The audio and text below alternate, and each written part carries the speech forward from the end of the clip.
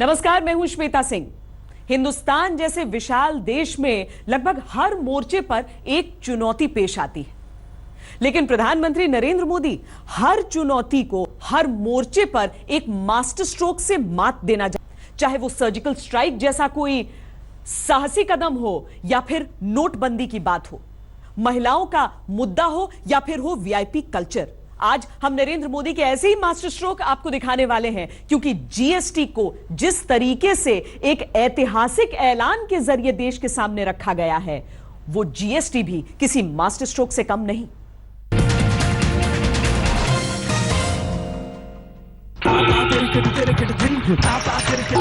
राजनीति के हिसाब किताब करने वाले ऐसे फैसले नहीं ले सकते हैं। राष्ट्रहित के जीने वाले ही ऐसे फैसले कर सकते हैं।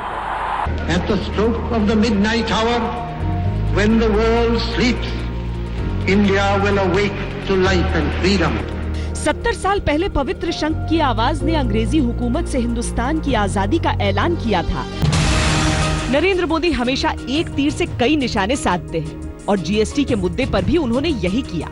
उन्होंने पूर्व प्रधानमंत्री मनमोहन सिंह को भी आमंत्रित किया, देवेगौड़ा को भी बुलाया, जेडीयू को न्योता भेजा। देवेगौड़ा और जेडीयू की उपस्थिति से राजनीति का ऊंट भी मोदी के करवट बैठने लगा। हाँ, कांग्रेस ने खुद को इस आयोजन से अलग करके खुद को राजनीति के लिहाज से अलग कर लिया। अपने देश के इतिहास में कई अवसर ऐसे आते हैं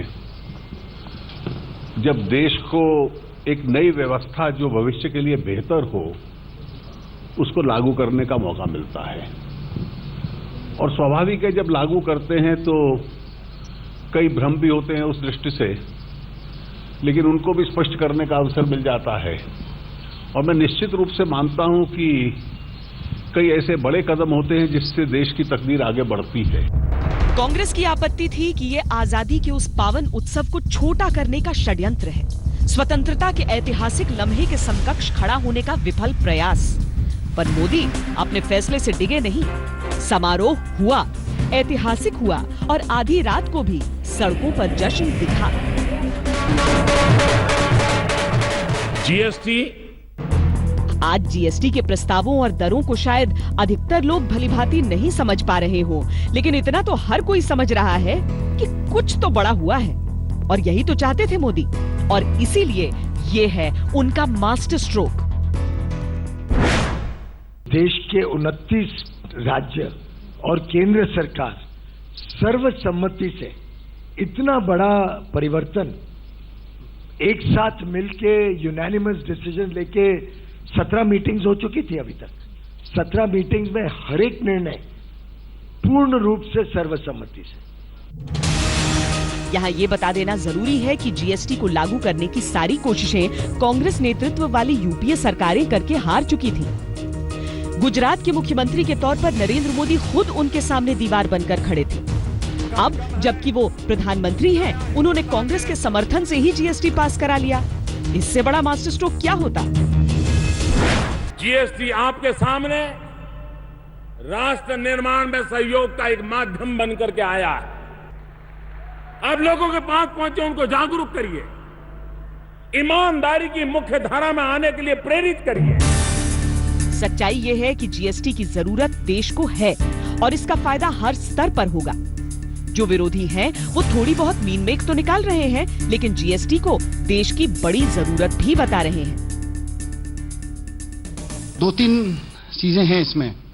जैसे हम वन टैक्स वन नेशन की बात कर रहे थे, आज वन टैक्स वन नेशन के नाम पे 0% से लेके 28 और देखें तो 40% टैक्स के कई 6-7 स्लैब्स हो गए हैं। ठीक है, भारत बहुत बड़ा देश है, इकोनॉमी बहुत डाइवर्सिफाइड है। आप हमेशा वन टैक्स वन नेशन के आइडिया से मतलब इतना स्ट्रिक्ट होकर मैरी नहीं कर सकते, लेकिन आपको ये भी देखने की जरूरत है कि 28% टैक्स चाय में डिबो के खाने वाले बिस्किट पे कौन दे पाएगा। जीएसटी कैसे लागू होगा, उसका क्या असर होगा, इन चीजों पर बहस अभी लंबी चलेगी। असर पता चलते चलते वक्त लगेगा। अभी तो आशंकाएं भी हैं, आरोप भी हैं, अटकलें भी हैं, पर दांव किसी मास्टर स्ट्रोक से कम नहीं। बिहार की बेटी की बात कही जा रही है, तो क्या बिहार की बेटी का चयन हारने के लिए किया गया? अरे बिहार की बेटी का चयन तो जीतने के लिए करना चाहिए था। बिहार की बेटी के प्रति इतना सम्मान था तो इसके पहले 2 बार अवसर थे। उस समय तो बिहार की बेटी याद नहीं आई थी। राष्ट्रपति चुनाव की बिसात पर नीतीश कुमार का ये बयान मोदी के उस मास्टर स्ट्रोक की गूंज है जिसने मोदी के खिलाफ विपक्षी एकता के प्रतीक महागठबंधन को तितर बितर कर दिया। तो नीतीश जी ने कहा था कि जो सब लोग कहेंगे उसको मानना है, हम लोग को एक साथ चलना है, विपक्ष को एक साथ चलना है। अब एकाएक क्या पता नहीं क्या खिचड़ी पकी नीतीश जी का पार्टी जदयू ने नाम बोल दिया भाजपा के उम्मीदवार का। खुद को विपक्षी ताकत की धुरी समझने वाली कांग्रेस को भी समझ नहीं आया कि ये क्या हुआ, क्यों हुआ। राष्ट्रपति चुनाव को लेकर नीतीश कुमार ने जिस तरह खुलकर एनडीए प्रत्याशी रामनाथ कोविंद के समर्थन का ऐलान किया, उस पर कांग्रेस ने आपत्ति जताई। लेकिन इसके जवाब में जेडीयू के नेताओं ने कांग्रेस को जिस तरह आईना दिखाने तक की धमकी दे डाली, उससे पता चलता है कि मोदी का कोविंद रूपी मास्टर स्ट्रोक कितना ताकतवर है। ये उनका वक्तव्य अनफ्रेंडली भी है, अनवांटेड भी है और उनकी गरिमा के भी अनुकूल नहीं है। और हम कभी भी उनके नेताओं के बारे में कोई इस तरह की निंदनात्मक या आलोचनात्मक टिप्पणियां नहीं करते हैं। इसलिए गुलाम नबी आजाद जैसे गंभीर नेता को इससे परहेज बरतना चाहिए।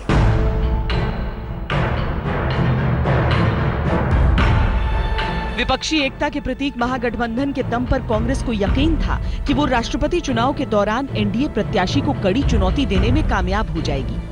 नरेंद्र मोदी को भी इस बात का एहसास था और यही वजह है कि उन्होंने एनडीए के राष्ट्रपति प्रत्याशी के चयन के साथ ही महागठबंधन की उम्मीदों को ही जोरदार झटका दे दिया। जैसे ही बिहार के राज्यपाल और दलित नेता रामनाथ कोविंद का नाम मोदी सरकार ने आगे किया, कांग्रेस के साथियों के सामने असमंजस की स्थिति बनाई। कोविंद का विरोध दलित नेता के विरोध के तौर पर सामने आना था और कोविंद का समर्थन संभावित महागठबंधन की पराजय को तय करना था। कांग्रेस ने डैमेज को रोकने के लिए दलित नेता मीरा कुमार का नाम प्रस्तावित किया, लेकिन नीतीश कुमार जैसे बड़े नेता ने स्पष्ट कर दिया कि वो रामनाथ कोविंद का समर्थन करेंगे। इसके बाद जिस तरह से सियासत के समीकरण बदले, उसने ये साफ संकेत दे दिए कि जेडीयू कम से कम हर मुद्दे पर बीजेपी के विरोध में नहीं है। तो हम यूपीए के पार्ट नहीं हैं और हमारा गठबंधन सिर्फ बिहार में है, इसलिए बिहार के संदर्भ में राष्ट्रपति का चुनाव नहीं है, राष्ट्रपति का चुनाव राष्ट्रीय स्तर पर। मोदी के मास्टर स्ट्रोक ने विपक्षी एकता की तस्वीर का रंग ही बदल दिया। कांग्रेस ने जिस जेडीयू से सबसे ज्यादा आस लगा रखी थी, उस जेडीयू ने न सिर्फ राष्ट्रपति चुनाव के मुद्दे पर अलग रुख प्रकट किया, बल्कि जीएसटी जैसे मुद्दे पर भी वो एनडीए के साथ खड़ी दिख रही है। जीएसटी के ऐतिहासिक कार्यक्रम से कांग्रेस ने खुद को अलग कर लिया, लेकिन जेडीयू की मौजूदगी मजबूत। अभी तक नेता बनने का सबसे बड़ा मतलब हुआ करता था सत्ता की ताकत, गाड़ी पर लाल बत्ती। लेकिन प्रधानमंत्री नरेंद्र मोदी ने वहां भी प्रहार किया। वीआईपी कल्चर पर उनका मास्टर स्ट्रोक देखिए।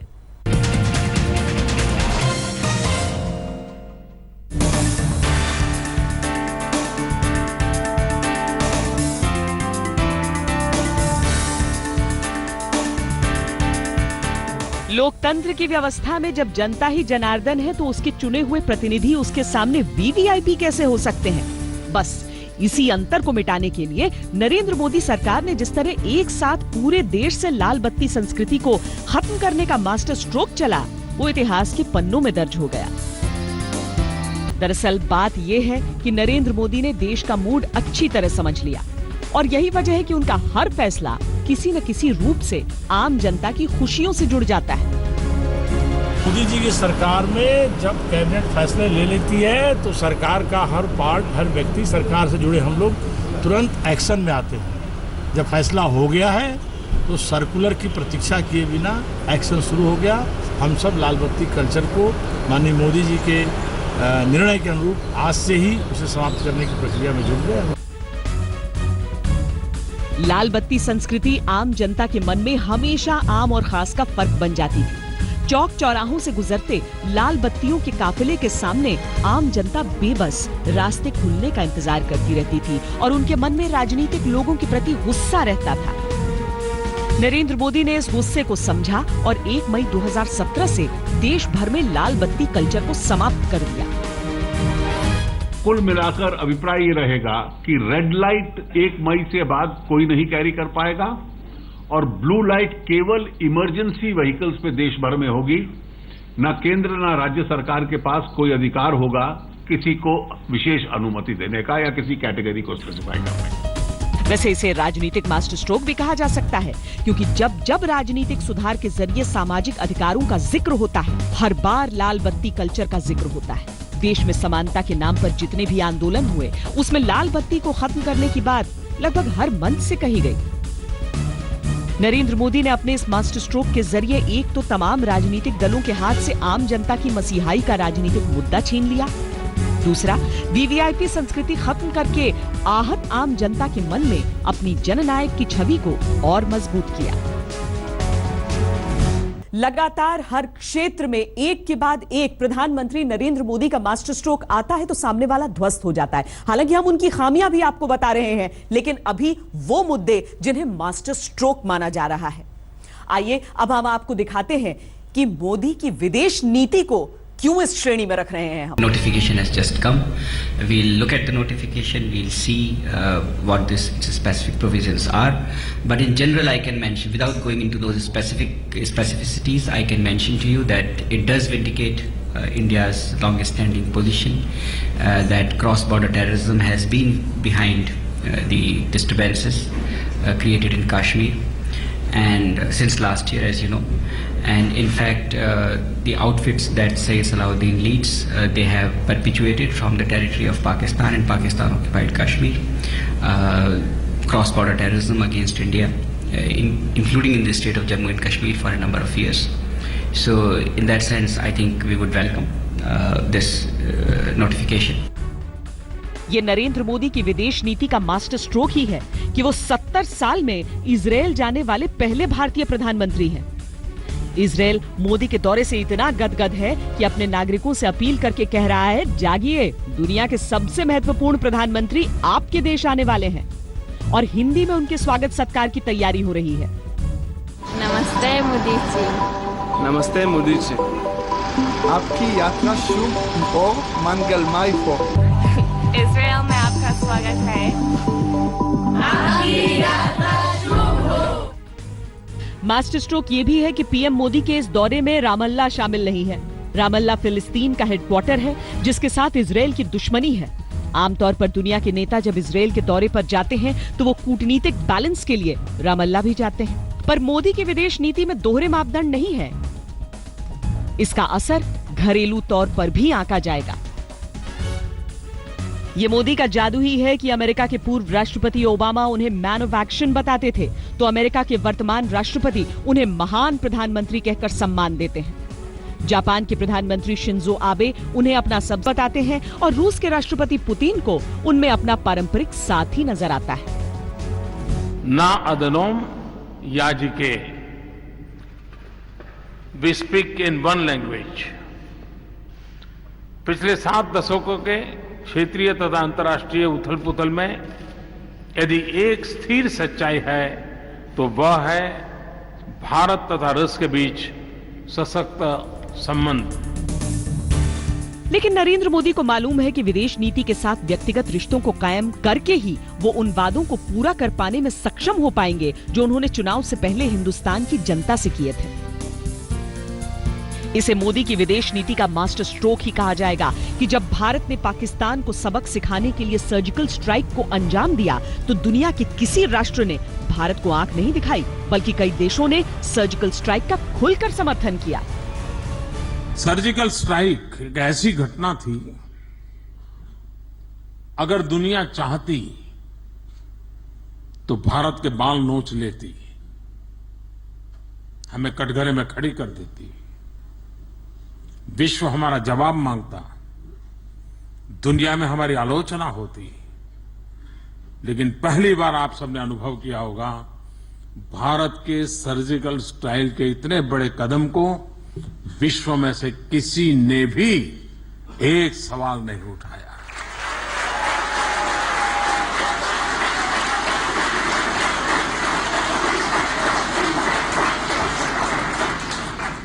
जिनको भुगतना पड़ा उनकी बात अलग है।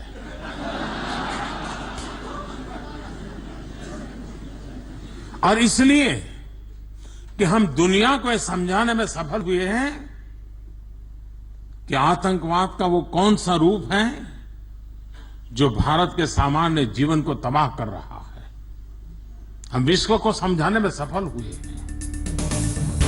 इसे मोदी की विदेश नीति का मास्टर स्ट्रोक ही कहा जाएगा कि सऊदी अरब जैसा बड़ा मुस्लिम देश नरेंद्र मोदी को अपने देश का सर्वोच्च सम्मान देता है और यूनाइटेड अरब अमीरात जैसा बड़ा मुस्लिम देश भव्य मंदिर बनाने के लिए नींव भी रख देता है।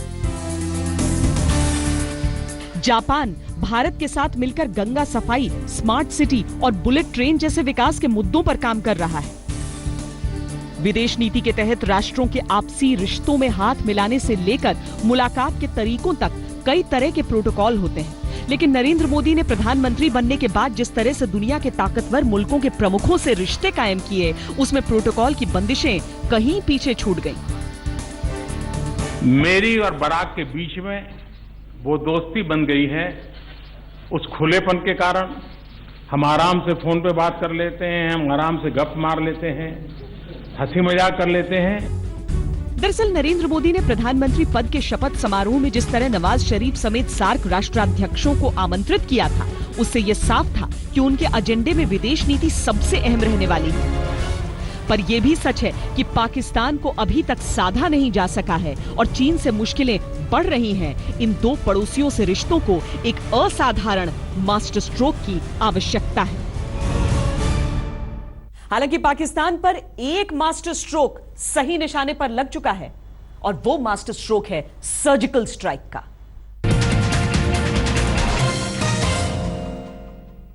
सर्जिकल स्ट्राइक्स कल उन लॉन्च पैड्स के ऊपर किए हैं। ये वो ऐलान था जिसने 125 करोड़ भारतवासियों के जख्मी आत्मसम्मान को गर्व करने का अवसर दिया, क्योंकि ये ऐलान था नरेंद्र मोदी के उस मास्टर स्ट्रोक का जिसने पाकिस्तान के आतंकी चेहरे पर जोरदार तमाचा जड़ा था। लेकिन जब हिंदुस्तान सर्जिकल स्ट्राइक करता है तब दुनिया को ताकत का अनुभव होता है कि भारत संयम रखता है, लेकिन जरूरत पड़े तो भारत अपने सामर्थ्य का परिचय भी देता है।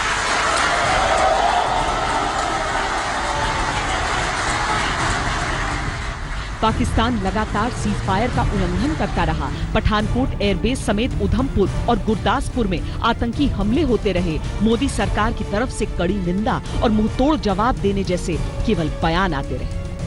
न पाकिस्तान की हेकड़ी कम हो रही थी, न विपक्ष के आरोपों का सिलसिला। ऐसे में 18 सितंबर 2016 की रात उड़ी में हुआ पाकिस्तानी आतंकियों की तरफ से सबसे बर्बर हमला। मां भारती के 21 निहत्थे जवान शहीद हो गए। देश गम और गुस्से में डूब गया। विपक्ष के साथ साथ पूरा देश नरेंद्र मोदी से जवाब मांग रहा था। नरेंद्र मोदी ने सिर्फ इतना कहा कि इस निंदनीय कृत्य के लिए उड़ी के दोषियों को बख्शा नहीं जाएगा। और 29 सितंबर की सुबह जब देश नींद से जागा तो जो पहली खबर मिली वो शहीदों को सच्ची श्रद्धांजलि देने वाली थी। भारतीय सेना ने रात के अंधेरे में नियंत्रण रेखा से 3 किलोमीटर अंदर घुसकर उड़ी हमले का मुंहतोड़ जवाब पाकिस्तान को दिया था। सेना ने आतंकियों के 7 लॉन्च पैड उड़ा दिए, उनके कई ट्रेनिंग कैंप नष्ट कर दिए और 38 आतंकवादियों के साथ 2 पाकिस्तानी सैनिक मौत के घाट उतार दिए।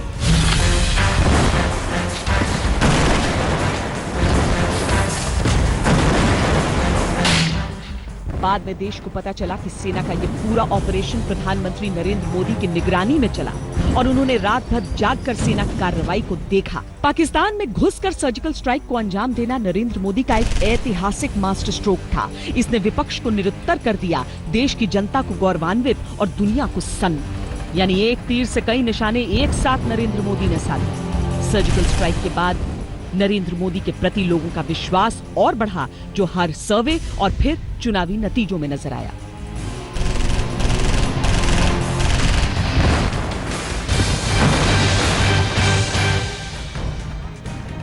हालांकि म्यांमार में ऐसा ही एक सर्जिकल स्ट्राइक मोदी सरकार अपने कार्यकाल के दूसरे ही साल में कर चुकी थी, लेकिन पाकिस्तान के खिलाफ कार्रवाई मास्टर स्ट्रोक था।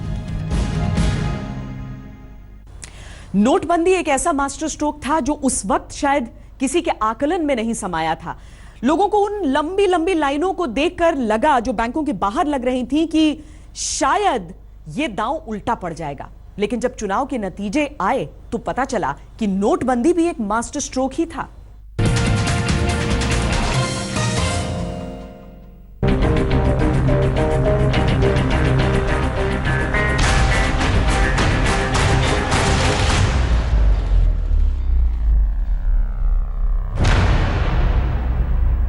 सर्जिकल स्ट्राइक के मास्टर स्ट्रोक के बाद दुनिया ने समझ लिया था कि नरेंद्र मोदी कड़े फैसले लेने वाले प्रधानमंत्री हैं और साहसी। पाकिस्तान के साथ सीमा पर तनाव चरम पर था। ऐसे हालात में 8 नवंबर 2016 की दोपहर नरेंद्र मोदी ने सेना के तीनों अध्यक्षों और राष्ट्रीय सुरक्षा सलाहकार अजीत डोवाल, गृह मंत्री और रक्षा मंत्री के साथ एक गुप्त मीटिंग शुरू की। ये खबर सामने आई कि नरेंद्र मोदी रात 8 बजे राष्ट्र को संबोधित करेंगे। बड़े बड़े विशेषज्ञों का कयास था कि शायद पाकिस्तान के साथ युद्ध की घोषणा या उससे जुड़ा कोई बड़ा फैसला हो सकता है। रात 8 बजे नरेंद्र मोदी ने राष्ट्र के नाम संबोधन। इस एक ऐलान ने पूरे देश में हलचल मचा दी। काले धन पर मोदी की सर्जिकल स्ट्राइक। काले धन के कुबेरों पर यह मोदी का करारा वार था। नरेंद्र मोदी के मास्टर स्ट्रोक के बाद देश की सबसे ज्यादा प्रचलित मुद्रा 1000 और 500 के नोट कुछ घंटों के बाद एक सादा कागज रह जाने थे। विपक्ष ने इसे मोदी सरकार का आत्मघाती कदम करार दिया। ये कहा कि नोटबंदी का फैसला आम जनता की कमर तोड़ देगा। और मेरी नोटिस में कम से कम कल से ही, परसों से 5-6 लोगों का हमें जिन्होंने इनविटेशन दे दिया था उन्होंने कैंसिल कर दी शादियां। तो मुझे नहीं मालूम कितनी हजारों शादियां कैंसिल हो जाएंगी। और ये समय ऐसा भी होता है कि जब हमारे जो चावल की फसल आ जाती है पूरे देश में, हरियाणा हो, पंजाब हो, कोई भी यूपी हो, सब खरीद और फरोख्त उसकी चलती थी हमेशा इसी महीने में, और बम्पर क्रॉप निकली। उन किसानों का क्या होगा जिन्होंने बेचना है, वो कौन से नोट में लेंगे, और जो खरीदने वाले हैं वो कौन से नोट में खरीदेंगे। वैसे भी नोटबंदी का फैसला इससे पहले जिन जिन देशों ने लिया था, वहां हालात इस कदर बिगड़े थे कि सरकारें तक चली गईं। विपक्ष को भी कमोवेश यही उम्मीद थी। नोट बदलवाने या खर्च के लिए पैसे निकालने वाले लोगों की लाइनें बैंक और एटीएम्स के बाहर दिखने लगी। विपक्ष को लगा यही मौका है मोदी सरकार को घेरने का। सरकार ने गड़बड़ किया है और इन्होंने बहुत बड़ी गलती की है बिना तैयारी के। इसलिए प्रधानमंत्री जी की हिम्मत नहीं हो रही कि वो सदन के अंदर आकर बैठे और इसके ऊपर डिबेट चले, विरोधी जो उनके सामने बात रखें तो उसको वो सहन कर सके। पर तस्वीर इससे उलट थी। लोग लाइन में लगे परेशानी की बात तो कह रहे थे, लेकिन साथ ही ये कहते थे कि वो नोटबंदी जैसे फैसले के साथ। ये जो फैसला लिया सरकार ने, ठीक है कि गलत है? बढ़िया फैसला है सरकार। फैसला बढ़िया है। अच्छा, तो फिर फैसला क्यों अच्छा है? फैसला अच्छा है सर। ब्लैक मनी जब नष्ट हो जाएगी। कब से लाइन में खड़े हैं आप? अभी 5 मिनट पहले से। 5 मिनट पहले से। लेकिन यहाँ पर बता रहे हैं 4 ATM है तो काम हो जाएगा। काम हो जाएगा। रोज मैं आता हूँ इधर, कोई दिक्कत नहीं है। ज्यादा से ज्यादा आधा घंटा लगता है लाइन में वहाँ तक जाने के लिए। तो जो सरकार का फैसला, इससे आप खुश हैं कि नहीं? मैं बिल्कुल खुश हूँ। और क्यों खुश हैं? मैं खुश इसलिए हूँ कि जो अमीर और गरीब का है वो डिफरेंस शायद कहीं हद तक कम आएगा। आपको लग रहा है ऐसा होगा? मेरे को लग रहा है। मोदी के इस मास्टर स्ट्रोक ने काले धन के जमाकर्ताओं के नोटों को रद्दी के टुकड़ों में बदल दिया। नोट धन्ना सेठों की तिजोरियों से निकलकर गंगा से लेकर गलियों में पड़े दिखने लगे।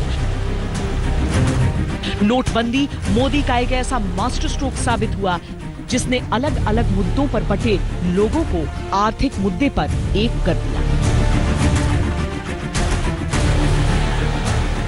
डिमोनेटाइजेशन का फैसला भी काले धन और भ्रष्टाचार के खिलाफ एक बहुत बड़ा कदम था। लगातार डाटा माइनिंग चल रहा है। कहां से रुपये आए, कहां जमा हुए, कहां गए, कैसे गए, 8 नवंबर के बाद क्या क्या हुआ, बहुत कुछ चल रहा है।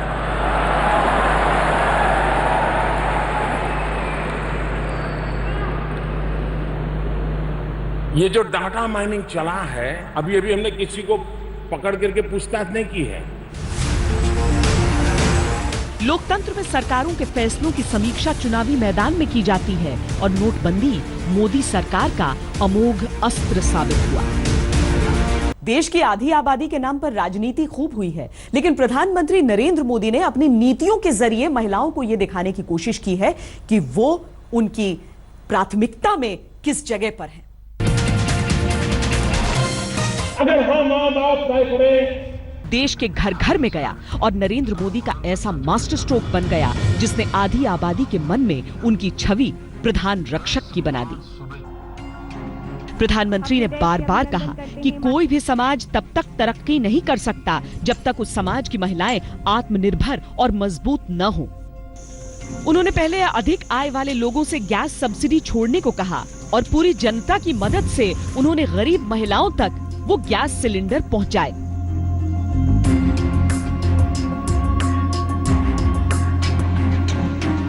स्वच्छ भारत अभियान के तहत हर घर में शौचालय भी महिला सुरक्षा की ओर ही एक कदम के तौर पर देखा गया। करीब 4 लाख लोगों ने अपनी गैस सब्सिडी छोड़ दी। दरअसल महिलाओं के नाम पर योजनाएं तो तमाम आती रही हैं, पर जो बात मोदी द्वारा उठाए गए कदमों को मास्टर स्ट्रोक बनाती है वो है उनको अमल में लाने का तरीका। ट्रिपल तलाक वाले मुद्दे पर मोदी सरकार ने महिलाओं के पक्ष में खुलकर आवाज बुलंद की और सुप्रीम कोर्ट में इसे स्त्री पुरुष समानता के अधिकार से जोड़ दिया। विपक्ष शब्दहीनता की स्थिति में रहा। अगर इसका समर्थन करे तो मोदी सरकार की कामयाबी और बढ़ जाए, अगर विरोध करे तो महिलाओं के समानता के अधिकारों के खिलाफ नजर आए। मास्टर स्ट्रोक की बिसात पर अगली चाल फिर नरेंद्र मोदी को चलनी है, क्योंकि उन्हें चुनना है अब उपराष्ट्रपति का उम्मीदवार। कयासबाजी शुरू हो गई है, लेकिन इंतजार सभी को मोदी के मास्टर स्ट्रोक का है। ऐसा नहीं है कि प्रधानमंत्री नरेंद्र मोदी के सामने चुनौतियां नहीं हैं या फिर वो हर मोर्चे पर सफल साबित हुए हैं, लेकिन उनके ये चंद मास्टर स्ट्रोक थे जिसके सामने विरोधियों का हर वार ध्वस्त होता गया। अभी के लिए इतना ही। देश और दुनिया की बाकी खबरों के लिए आप देखते रहिए आज तक।